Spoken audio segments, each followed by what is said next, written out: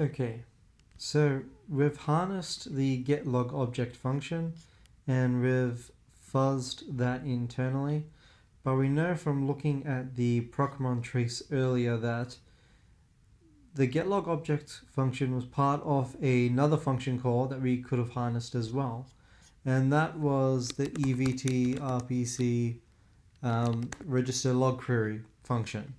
And in fact, this outer function hit other internal functions as well that also read in from our input. So we already went through one method of harnessing an inner function like getLogObject and fuzzing that.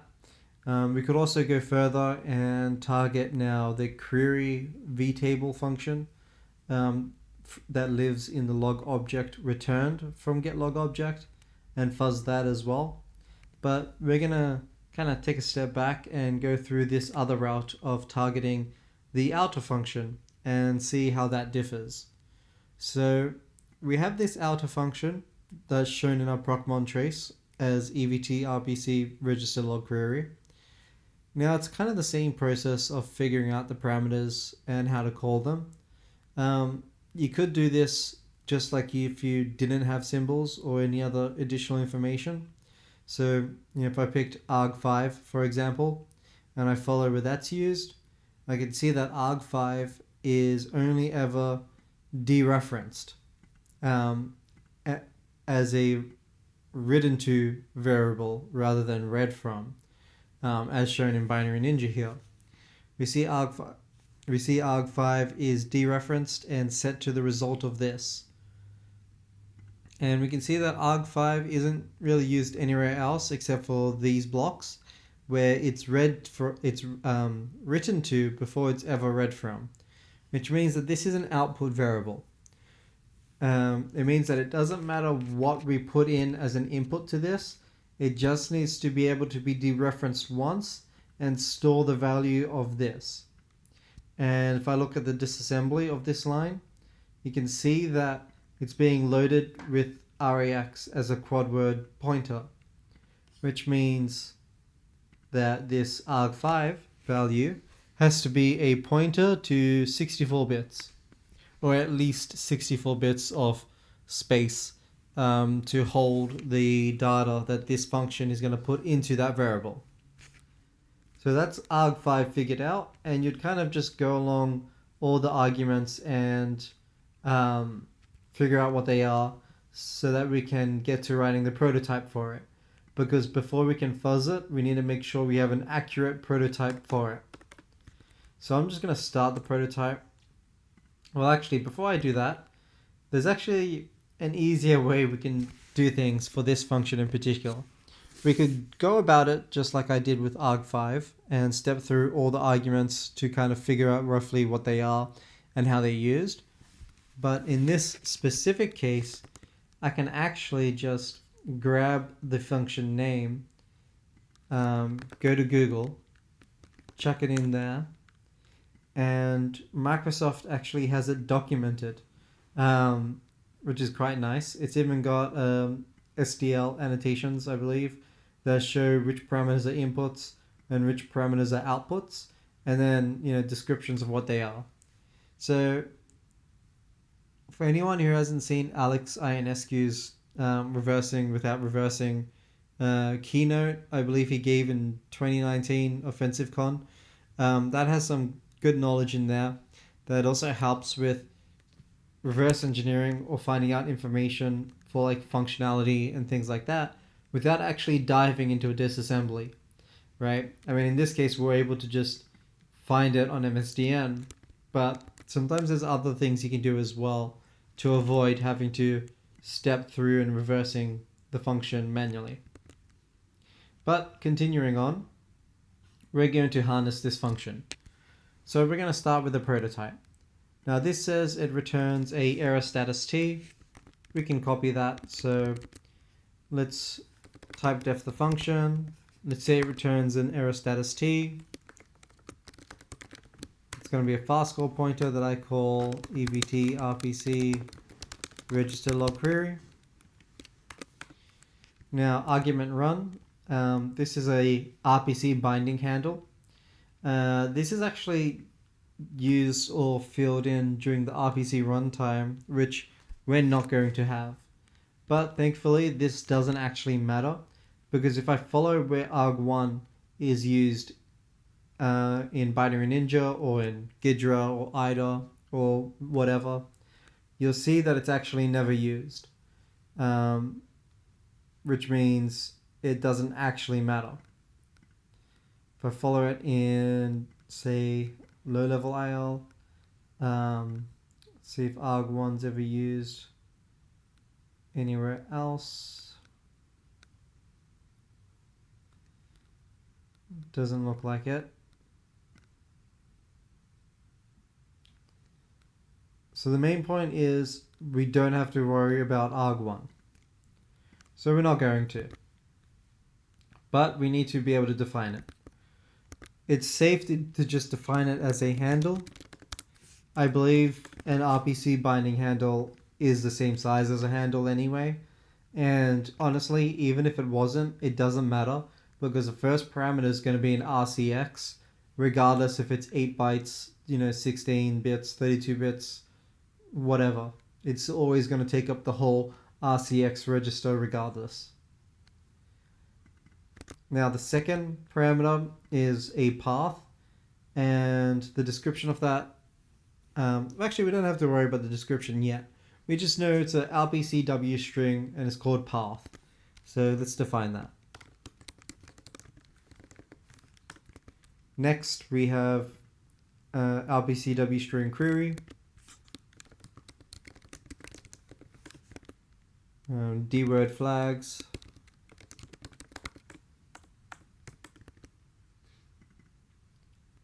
a pointer to a context handle log query pointer, which means it's a double pointer. The P is going to be one pointer, and then the asterisk at the end means it's another pointer, so it's a pointer to a pointer. So it's fine to kind of define that as a uint64 pointer, because they're going to be the same size, right?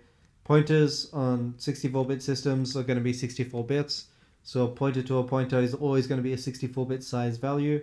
So a uint64 double pointer will be the same size as whatever this is. And that's named handle, so let's do that. Next one's also a double pointer called opcontrol.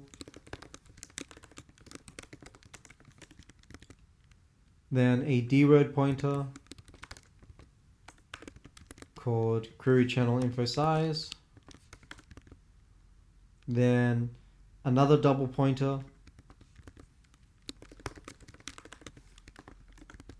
And finally, a RPC info pointer, which we might have defined. So I might be able to do this, but you know what? I don't actually care. I'm just going to make it a uint64 pointer again. Okay, so I'm pretty happy with that definition.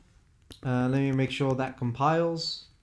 I'll just compile it via command line using CL, the CPP file, and then making sure I'm linking with detours, since the harness that I'm working with here, or the file I'm working with here, it's pretty basic.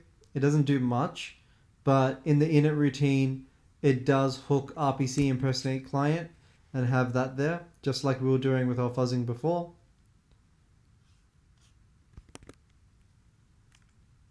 And this is in the x64 native tools command prompt for Visual Studio. I run that.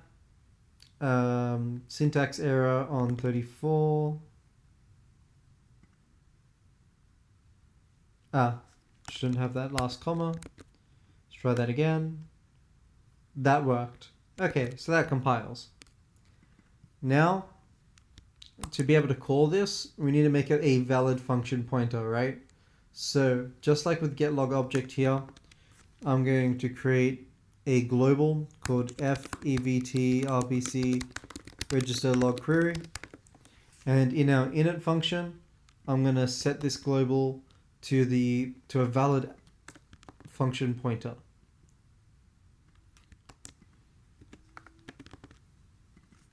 Okay, I need the offset. If I go in Binary Ninja, I can see the offset is at 38820. So make sure it's in hex, 0x38820. Done.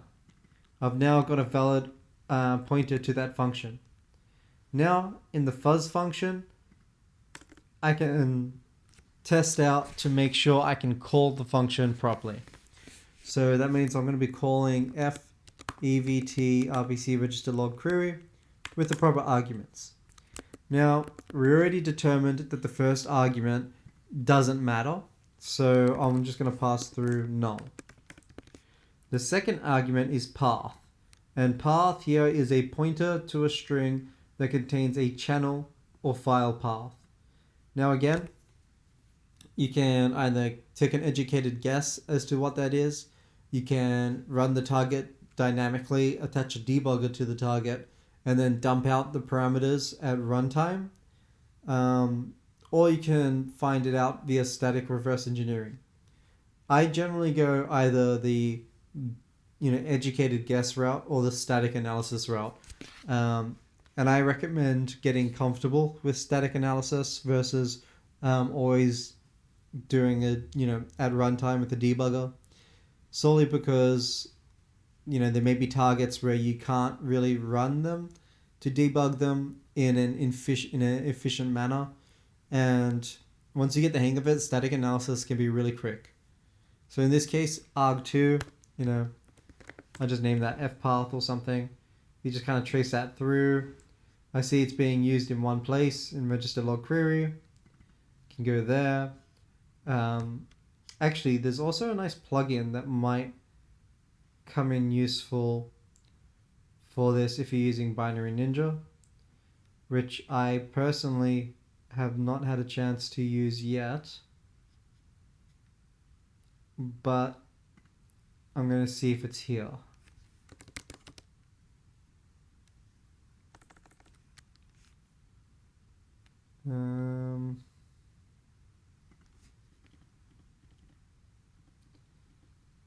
See if I can find it.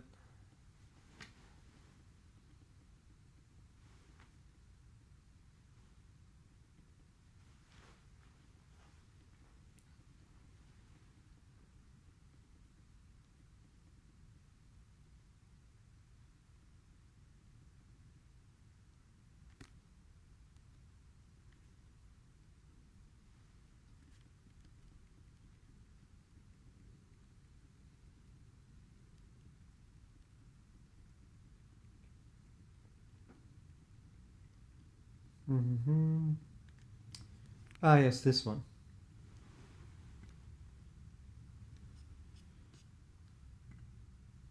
This might be a good example to test it out. I've not used it before, but it did pop up on my Twitter feed. Okay, so we're trying to trace the second parameter fpath. That is arg2 fpath. Now I think I can right click that.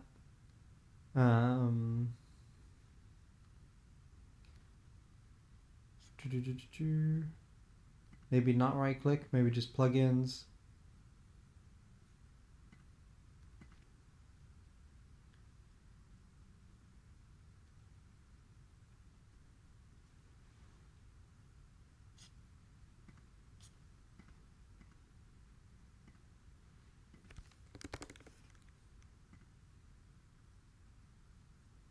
It's called Tanto. And we just give that a quick Google while I'm testing it out.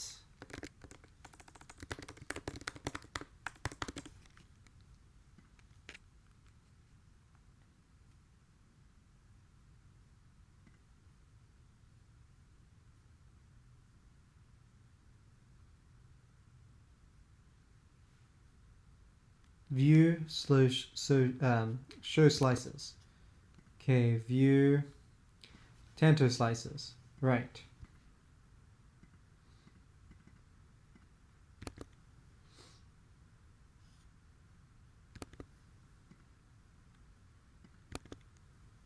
Okay, you can add blocks, but let's not worry about blocks. Let's see if I can do variables.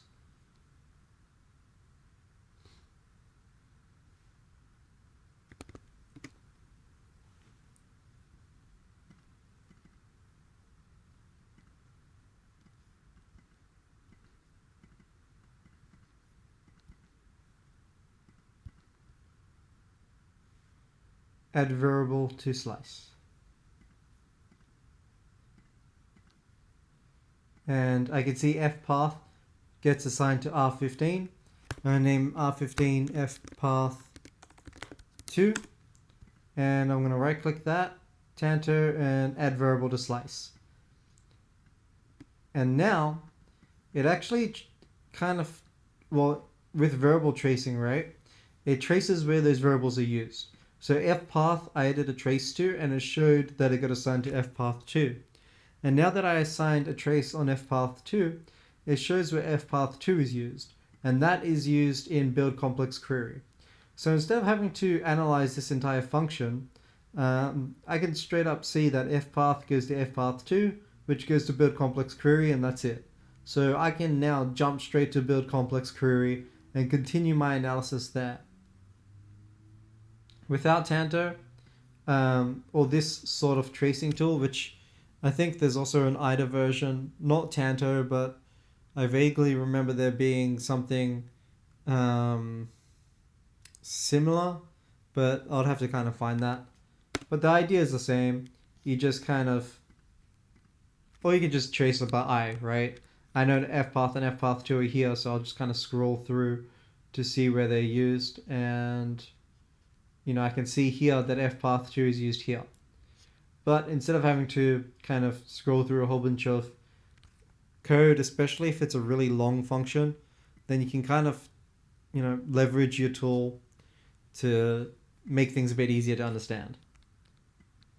So in this case, I'm going to jump to build complex query and focus on the fourth argument. Okay, build complex query, and I'm focusing on arg4, which I'm going to say is path. In the Tanto slice, I'm going to clear the selection, and let's start fresh with arg4.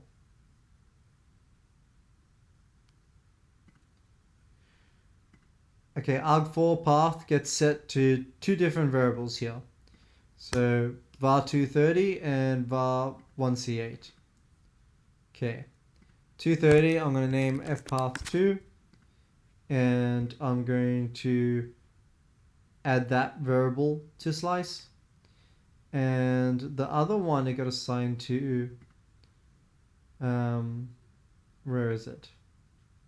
Ooh, okay, there's a lot going on here, but what I can see is that fpath gets assigned to fpath2. Then there's a bunch of things that are going on. There's things happening here with fpath2, makes a decision based on it. You can see here r8 underscore 3 gets assigned to fpath2. So r8 underscore 3 is another one that I'm going to want to taint, and that's at this address. So let's jump to that address, and let's name that as fpath3. And let me add that to trace as well. And what happens here, then rdx underscore 2 also gets set to something based on these. So I'm kind of just like statically taint tracing this thing to see where it gets used, where these variables end up getting used.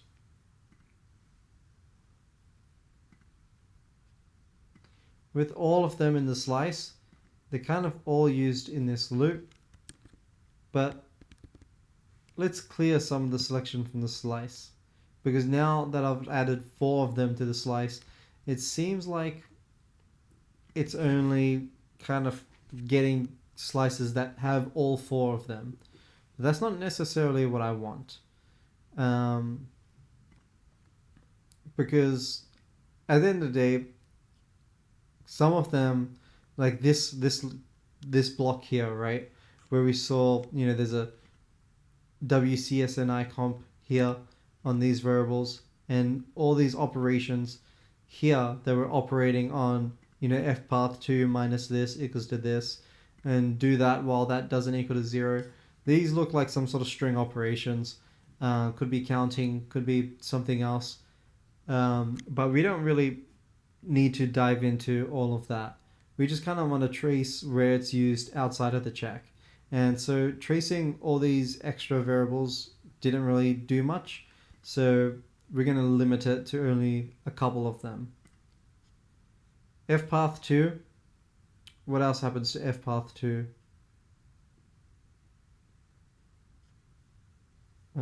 It doesn't look like fpath2 is used anywhere else in particular. Actually, there is one thing that's maybe causing an issue with the slicing here. So, getLogObject here. When passing the PDB for this, it actually corrupted this a bit. So, getLogObject is supposed to take 3 parameters, right? We already determined that. You can see here that it's using R8 without knowing that that's a 3rd parameter. So that's going to mess with the slicing as well. So what we actually need to do is we need to fix that up first. Okay, so let me fix up this very quickly. I'm going to say that this is going to be a let me just copy the definition from this one. And let's go back. Let me fix up getLogObject. This is going to be called getLogObject. It's going to take void arg1. Actually, what did we say getLogObject was? GetLogObject was a car pointer, just pretty much 3 pointers, right? So I'm not going to bother too much being strict with the types. I'm just going to say they're 3 pointers for now. Okay, that's 3 pointers for now. We're good. I can go back here, and now getLogObject actually uses R14 underscore 1. So now that I fixed up the definition of that, if I go back to the Tanto slice and, we saw that R14 underscore 1 is used, well, here it gets set to R15 underscore 1, which comes from Rax, which comes from RDI, which comes from this, which comes from this on arg1.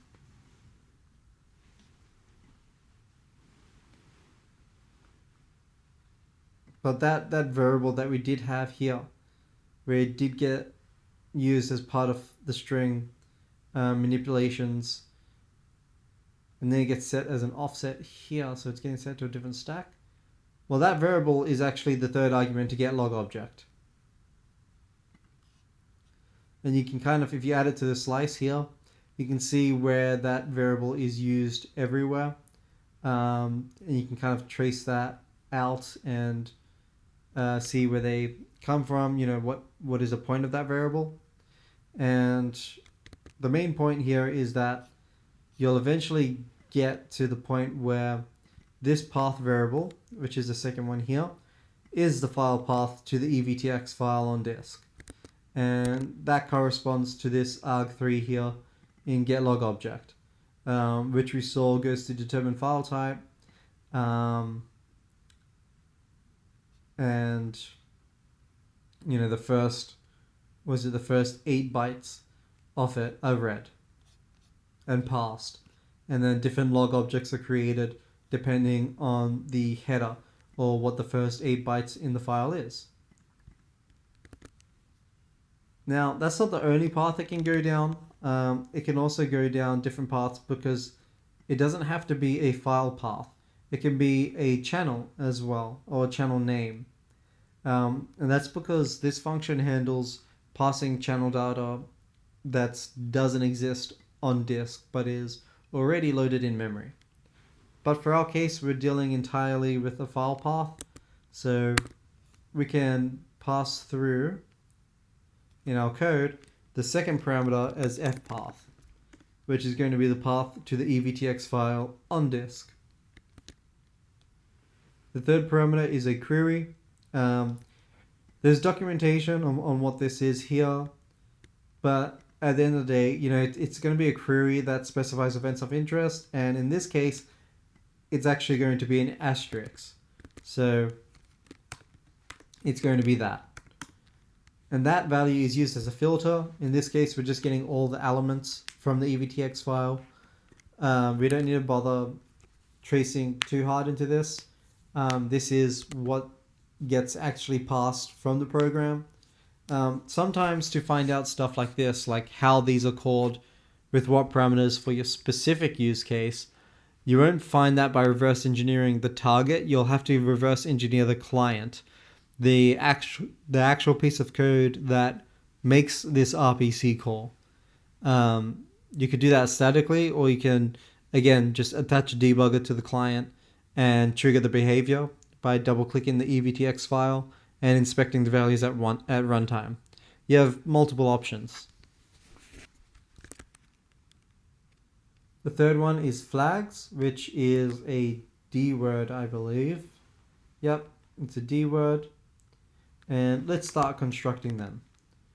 So the first value, if it's 1, it specifies a channel name. If it's 2, it specifies a file name. We're dealing with files, so we're going to want that to be 2. Now, the third value is going to be 1 or 2 to specify read from oldest to newest or newest to oldest. We don't care about, how it's read from. We just want to make sure that we're formulating a valid value. So we're going to pass through 1. And then the next one, if it's 1, then it specifies to return the query result even if 1 or more errors result from the query.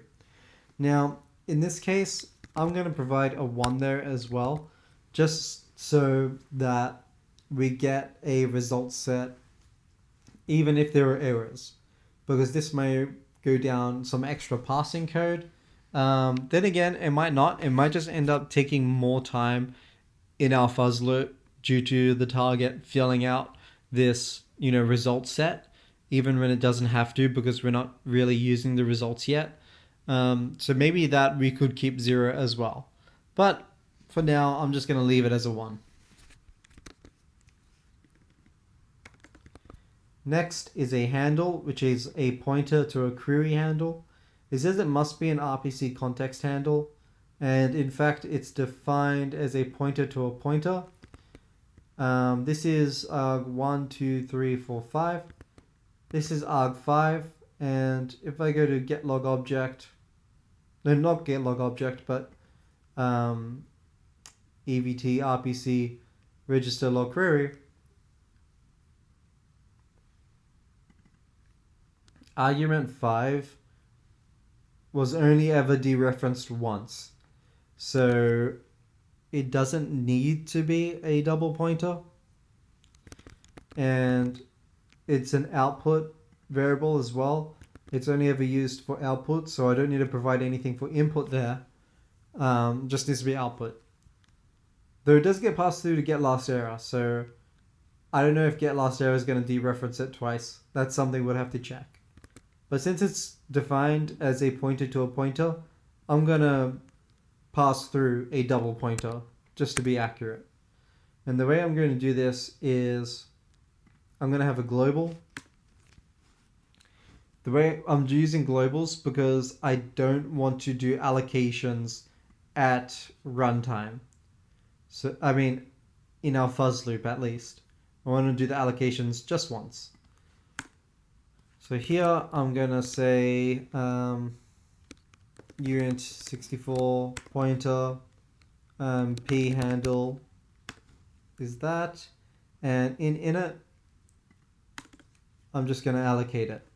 So we'll do p handle equals to uint64 pointer calloc 1 8, right? Because it's going to be a 64-bit pointer, so that should be fine. Alternatively, I could also use, size of uint64. Since it's going to be a pointer to a uint64, that would work fine. We have a few double pointers, so I'm going to allocate them all now. The next one is op control. So Let's do that one as well.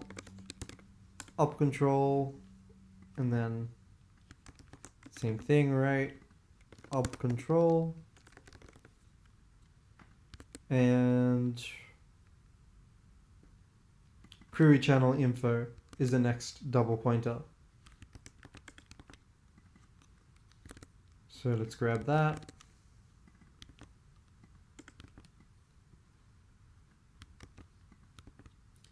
Cool. That's all the double pointers.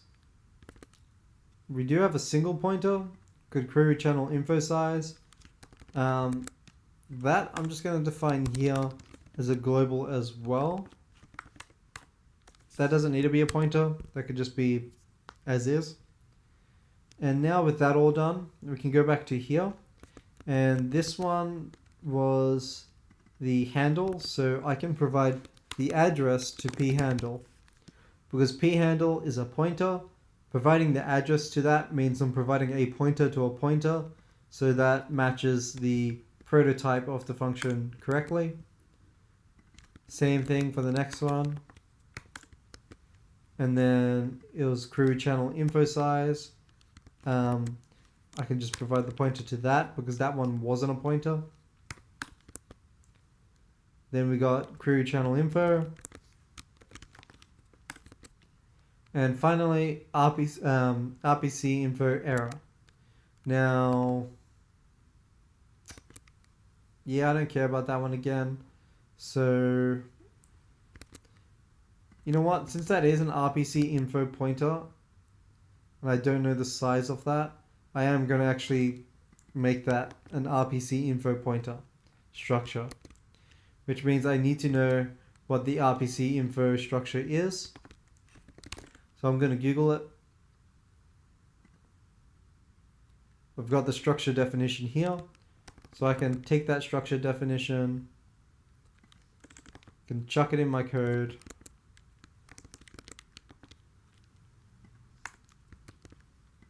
Okay, I can create the global as a pointer.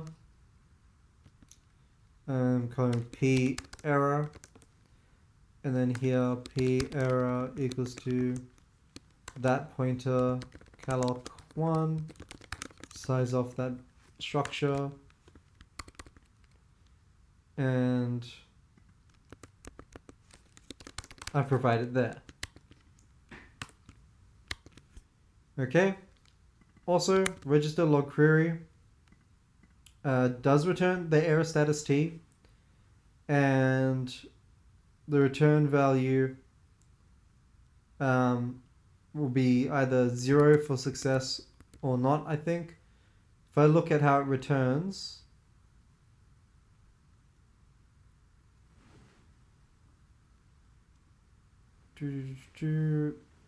okay, so RBX is going to be get last error, and it returns that if something went wrong. Otherwise, RBX is set to 0, and I think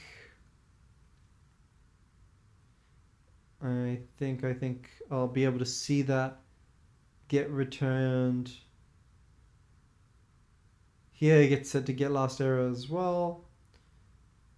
Otherwise here, Rax gets set to RBX and that's returned. So the return value is going to be this RBX value. And that RBX value seems to be set to 0 to begin with. Where is it? Yeah, it's set to 0. And then if there's an error that happens, it gets set to the error code. So 0 will be success, non-zero will be error. So we'll capture that. And that's going to be a 64-bit value. So I'm just going to say uint64 res equals to this. And then at the end of it, printf res %llx res. And also, to make sure I am aware when a C++ exception happens, I'm going to printf the exception line when an exception happens, just so I know that an exception has happened. Okay, this kind of looks like it's ready for us to work with. So let's compile this. Now let's call it. and provide the path to an EVTX file. I still have mine on my desktop. And I can see that an exception happened. So to figure out what's going on, I'm going to run my code with RinDebug attached.